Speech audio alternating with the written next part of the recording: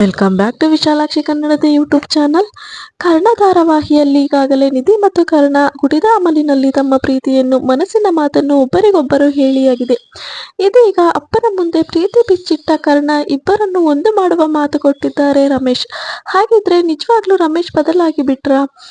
ಕರ್ಣ ಧಾರಾವಾಹಿ ದಿನದಿಂದ ದಿನಕ್ಕೆ ಅದ್ಭುತವಾಗಿ ಮೂಡಿ ಬರುತ್ತಿದೆ.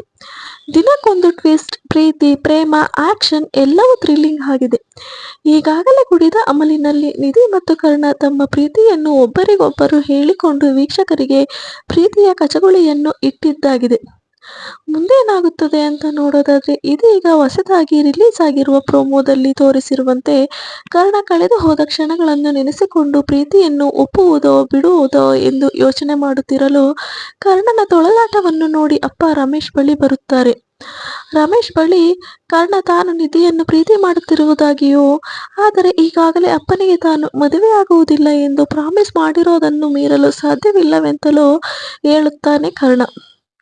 ಕರ್ಣನ ಮಾತನ್ನು ಕೇಳಿ ಅಪ್ಪ ರಮೇಶ್, ನಿನಗೆ ನಾನು ಇವಾಗ ಮಾತು ಕೊಡುತ್ತೇನೆ, ನೀವಿಬ್ಬರು ಒಂದಾಗುತ್ತೀರಿ, ಒಂದಾಗಬೇಕು ಎನ್ನುತ್ತಾ ನಿಧಿ ಮತ್ತು ಕರ್ಣನ ಮದುವೆಗೆ ಒಪ್ಪಿಗೆ ಸೂಚಿಸುತ್ತಾರೆ ರಮೇಶ್.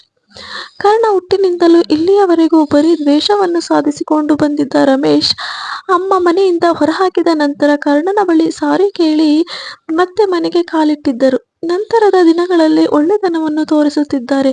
ಹಾಗಾಗಿ ನಿಜವಾಗಿಯೂ ರಮೇಶ್ ಬದಲಾಗಿದ್ದಾರೆಯೇ ಎನ್ನುವ ಸಂಶಯ ಕಾಡುತ್ತಿದೆ. ರಮೇಶ್ ಏನೋ ಪ್ಲಾನ್ ಮಾಡಿದ್ದಾರೆ.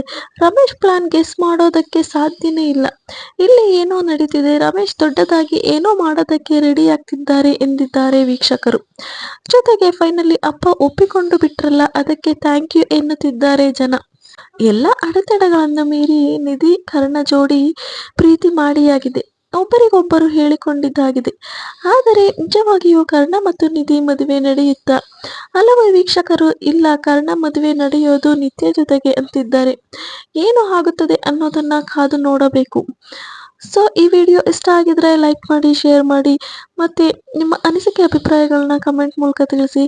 ಹಾಗೆ ಇನ್ನು ಯಾರು ವಿಶಾಲಾಕ್ಷಿ ಕನ್ನಡದ ಯೂಟ್ಯೂಬ್ ಚಾನಲ್ನ ಸಬ್ಸ್ಕ್ರೈಬ್ ಮಾಡ್ಕೊಂಡಿಲ್ಲ, ದಯವಿಟ್ಟು ಚಾನಲ್ನ ಸಬ್ಸ್ಕ್ರೈಬ್ ಮಾಡ್ಕೊಳ್ಳಿ. Thank you.